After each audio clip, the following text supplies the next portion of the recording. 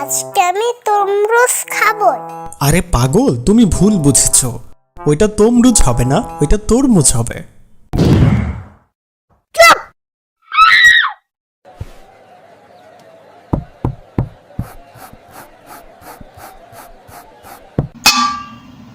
না ভাই, এই তরমুজের আওয়াজ ভালো না, লাল হইব না। 50 টাকা লস দেওয়া যাইব না। ভাই, 50 টাকার তরমুজ আপনি 10 মিনিট ধরে চেক করলেন, আর কালকে যে বললেন না জেনে শুনেই হুজুকে ভোটটা দিয়ে দিবেন। আরে ধুরো, কি যে কন, ভোট তো একদিনের ব্যাপার, আর তরমুজ তো খাওয়ার জিনিস। মনে রাখবেন, পচা তরমুজের থেকে পঁচাত্তর দিনতেই কিন্তু প্রতিনিধি কিন্তু অনেক বেশি ক্ষতিকর। একদম ঠিক। পচা তরমুজ খেলে 2-1 দিন যন্ত্রণা ভোগ করবেন, আর অযোগ্য প্রার্থী নির্বাচন করলে সেটার যন্ত্রণা ভোগ করতে হবে 5 বছর। তাই তো, ঠিকই তো বলছেন।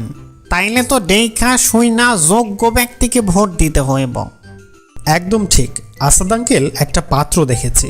আচ্ছা ঠিক আছে, যাও, পাত্রে 1 কাপ চা নিয়ে এসো। আরে পাগল, ওই পাত্র এই পাত্র না, তুমি বুঝবে না। আচ্ছা, সবই তো বুঝলাম, কিন্তু ওই যে ছেলে মানে পাত্র আসলে কি করে সেটা আগে শুনি।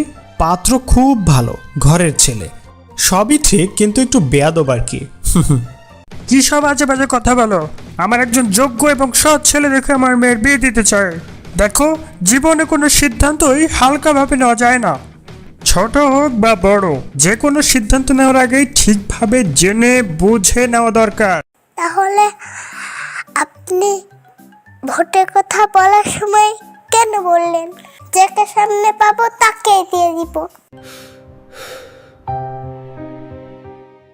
একদম ঠিক। মেয়ের বিয়ে দেওয়ার জন্য যেরকম সৎ পাত্র দেখছেন, ভোট দেওয়ার সময় ঠিক একই রকম সৎ যোগ্য ব্যক্তি দেখে ভোট দেওয়া উচিত। উচিত চিকিৎসা দিমু ভাই, আহেন। আরে ভাই, আপনি কেডা? ডাক্তার কই? না, ডাক্তার নেই। রাজু রাজমিস্ত্রি আজকে আপনার দাঁতের চিকিৎসা করবে। আরে ধুর, পাগলের মতো কথা বলো কেন? রাজমিস্ত্রি আবার দাঁতের চিকিৎসা কিভাবে করবে? একদম ঠিক। ঠিক একই প্রশ্ন আমারও। প্রশিক্ষিত এবং অভিজ্ঞ ডাক্তার ছাড়া যেরকম দাঁতের চিকিৎসা হয় না, ঠিক একই রকম ভাবে সৎ প্রতিনিধি ছাড়া দেশের অগ্রগতিও সম্ভব হয় না। মানে ঠিক আসলে বুঝলাম না। বুঝলে বুঝ পাতা, না বুঝলে তেজপাতা। যদি চিকিৎসার জন্য যোগ্য ডাক্তার লাগে, তাহলে 5 বছর দেশ চালানোর জন্য যোগ্য প্রতিনিধি লাগবে না কেন? সেজন্যই দেখে বুঝে শুনে যোগ্য এবং অভিজ্ঞ প্রার্থীকে ভোট দিন। ঠিকই বলছো। আসলে দেখে শুনে যোগ্য প্রার্থীকে ভোট দেওয়া উচিত।